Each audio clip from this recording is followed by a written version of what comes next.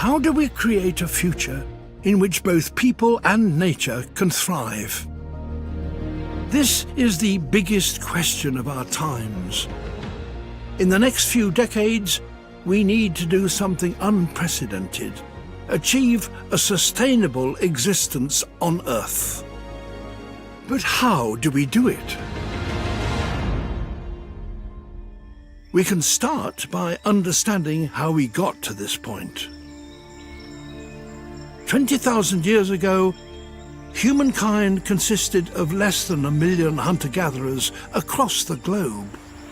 We lived within the resources on offer, in balance with nature. A strategy that could theoretically last forever. But it wasn't an easy life. Nature determined our survival. We used our unique minds to challenge that reality. We learnt how to tame the wild, get more from the environment.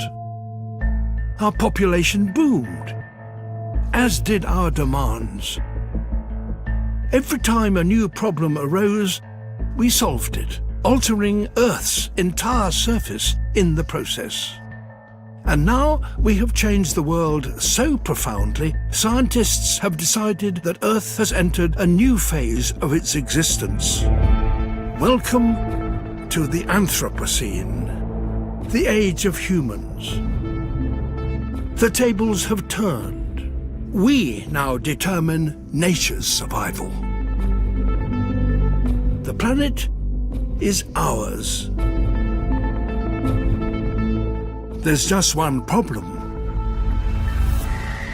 We're now totally out of balance with nature.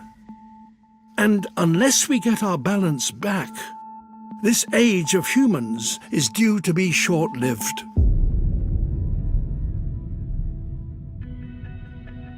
So how do we deal with this problem? When you boil it down, there is one underlying big issue. Our planet is becoming less wild.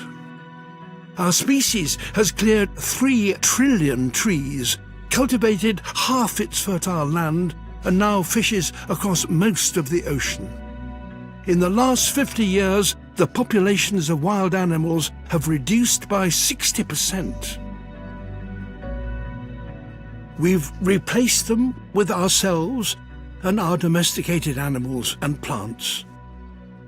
Today, we and the animals we raise account for 96% of the mass of mammals and 70% of the birds on Earth. There's very little wild left. This biodiversity loss is not just a tragedy, it's the single biggest problem we face. Without biodiversity, the world as we know it doesn't work. Our planet needs its wild spaces. Every one is a component in the global machine. Only if they are all healthy can the planet run smoothly. A less wild world is less able to provide for our needs, less able to maintain dependable weather and seasons, less able to absorb our impact. Biodiversity equals stability, and stability is what we need most of all. Can we turn this situation around? Can we re-wild the world? Well, maybe, due to one key change. As societies develop, something is happening that has never happened before. People are having fewer children. Globally, since the year 2000, the number of people under 16 years old has hardly changed. The main reason our population is still rising is because people are living longer. If this continues, our population may finally stop growing by the turn of the century. by investing in education and women's rights and raising people out of poverty, we could bring about peak human even sooner. This changes everything. It gives us the opportunity we need to regain our balance.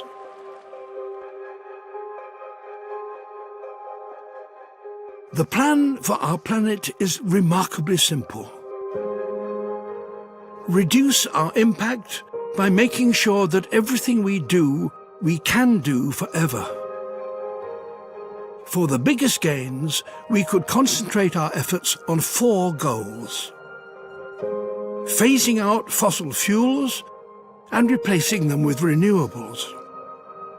This will not only slow the warming of the planet and the acidification of the ocean, but it will lead to clean air for all of us. Upgrading to efficient food production and reducing our consumption of meat. We'll require far less space to provide for ourselves, leaving more for grasslands, reducing deforestation and our demand for fresh water, and feeding more people with healthier, more affordable food. Working together to properly manage our ocean.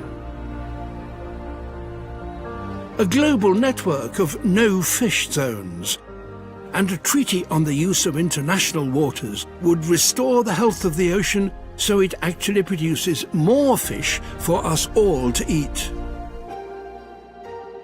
Working hard to keep hold of the wild populations we still have, encouraging nature wherever we can. In the ocean, on land we no longer need, and even in our cities. If we make these changes, we'll be a long way to becoming a species in balance with nature once again. We will have taken a remarkable journey, from 1 million people struggling to survive, to several billion living long, healthy lives on a stable planet, able to provide for all our needs. Only at that point will the Anthropocene, the age of humans, be truly underway. At that point, we will be proud to call it our planet. How do we create a future in which both people and nature can thrive? We open our eyes to this moment in history. Think on a planetary scale. Embrace the challenge we face. And do something we humans are very good at. Change the world.